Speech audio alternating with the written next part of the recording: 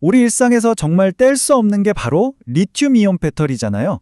그런데 이걸 어떻게 하면 더 오래 쓰고 더 강력하게 만들 수 있을까요? 오늘 이 분석에서는 그 배터리 설계의 가장 깊은 곳으로 한번 들어가서 성능을 최고로 끌어올리는 새로운 방법을 알아보겠습니다. 우리 모두가 스마트폰 쓰면서 느껴본 고민이죠.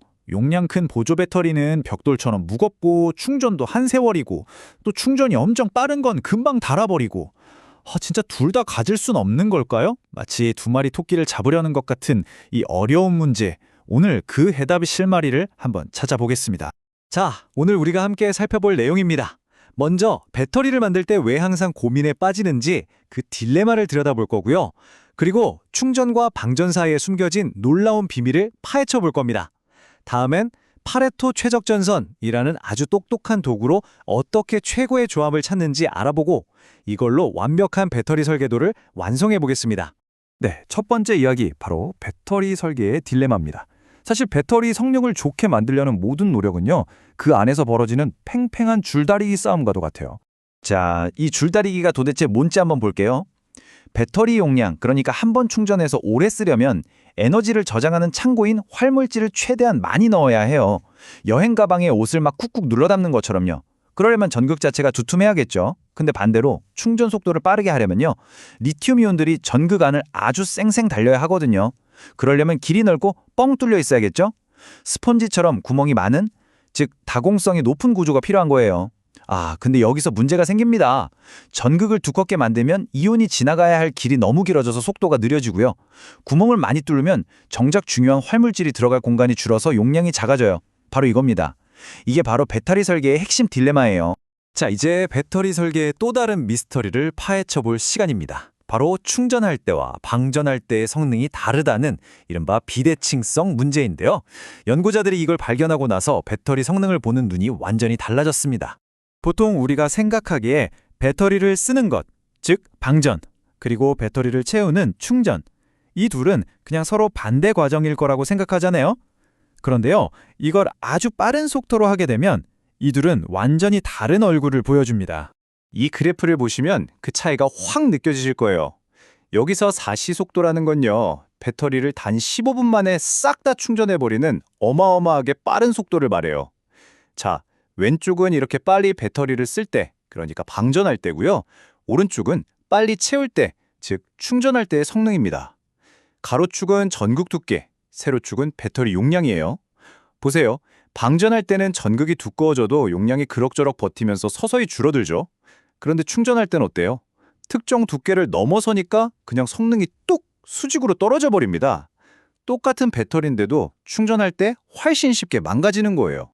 아니, 왜 이런 차이가 생기는 걸까요? 그 원인은 바로 리튬 이온의 움직임에 있습니다. 방전할 때는, 그러니까 배터리를 쓸 때는 이온들이 전극 안으로 쏟아져 들어와요. 그래서 이온이 항상 풍부하죠.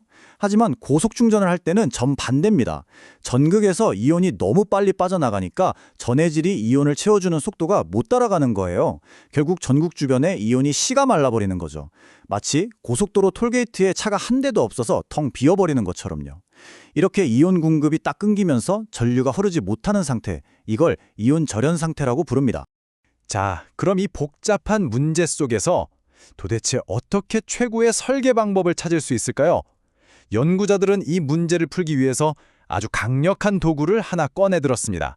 바로 파레토 최적전선이라는 겁니다. 파레토 최적전선, 말이 좀 어렵죠? 근데 개념은 아주 간단해요. 예를 들어 우리 문제처럼 에너지 용량과 충전 속도, 이 두 가지가 서로 부딪힐 때 어느 한쪽을 손해보지 않고서는 다른 쪽을 더 좋게 만들 수 없는 지점들이 있겠죠? 바로 그 지점들만 싹 모아서 연결한 선이에요. 다시 말해, 이 선 위에 있는 애들은 다 각자의 분야에서 최고 효율을 내는 후보들인 셈입니다. 바로 이게 그 결과물입니다. 연구진들이 배터리의 마이너스 극, 즉 음극이죠. 왼쪽 흑연 그래프, 그리고 플러스 극인 양극, 오른쪽 MMC62라는 재료에 대한 파레토 최적 전선을 각각 그려낸 거예요. 이 곡선 위에 있는 점들이 바로 가장 효율적인 설계 후보들이라고 보시면 됩니다. A급 선수들만 모아놓은 리스트 같은 거죠. 좋습니다. 이제 우리는 양극과 음극, 각각의 A급 선수 명단을 확보했습니다. 그럼 다음 단계는 뭘까요? 네, 바로 이 둘을 잘 조합해서 완벽한 하나의 배터리 팀을 만드는 겁니다.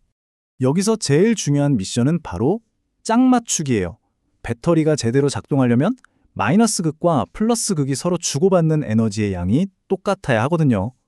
이걸 면적당 용량이라고 하는데 이게 정확히 맞아야 해요. 한쪽은 힘이 넘치는데 다른 쪽이 비실비실하면 안 되니까요. 그래서 두 전극의 A급 후보들 중에서 이 용량이 딱 맞는 완벽한 한 쌍을 찾아내는 겁니다. 그리고 이 그림이 그 과정을 정말 멋지게 보여줍니다. 검은 점들이 음극의 후보들이고 빨간 점들이 양극의 후보들이에요. 이 두 그래프를 하나로 합쳐보니까 와, 보이시나요? 두 곡선이 겹치는 구간이 생기죠? 바로 여기가 양쪽의 면적당 용량이 딱 맞아떨어지는 지점, 즉 고성능 배터리를 만들 수 있는 스위트 스팟인 겁니다. 이 조합 분석을 통해서 정말 중요한 몇 가지를 알게 됐어요. 첫째, 이 배터리의 성능 한계는 흑연 음극이 결정한다는 것, 즉 음극이 일종의 병목 현상을 일으키는 거죠. 둘째, 그래서 음극이 낼 수 있는 최대 성능이 곧 이 배터리가 낼 수 있는 최대 성능이 됩니다. 셋째, 계산해보니 면적당 용량 2.4에서 3.0 사이가 가장 이상적인 구간이라는 걸 찾아냈고요. 이건 곧 양극과 음극을 각각 얼마나 두껍게 그리고 얼마나 많은 구멍을 내서 만들어야 하는지에 대한 구체적인 답을 주는 겁니다. 자, 이제 이 모든 분석을 종합해서 최고의 성능을 내는 배터리를 위한 최종 설계도를 공개할 시간입니다. 이 지도에 반짝이는 저 파란색 별, 저게 바로 정답입니다. 이 모델이 최종적으로 찾아낸 최적의 설계 지점이죠. 배터리 잔치의 효율을 최다로 끌어올리면서 양극과도 완벽한 균형을 이루는 바로 그 지점의 음극 설계값입니다. 그리고 이게 바로 그 구체적인 숫자들입니다. 일종의 황금 레시피라고 할 수 있죠. 음극은 두께 약 60 마이크로미터, 다공성은 34%로 만들고 양극은 두께 약 41 마이크로미터, 다공성은 11%로 만들라는 아주 구체적인 지침이에요. 이 연구가 그냥 이론에서 그치는 게 아니라 실제 제작에 바로 적용할 수 있는 결과물이라는 걸 보여주죠. 그래서 진짜 중요한 건 바로 이겁니다. 지금까지 새로운 배터리를 개발하는 건요, 수없이 만들어보고 실패하고 또 만들어보는 정말 시간과 돈이 많이 드는 과정이었어요.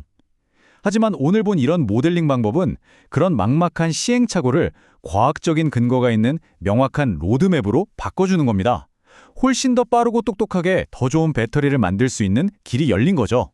자, 마지막으로 이런 생각을 해보면 어떨까요?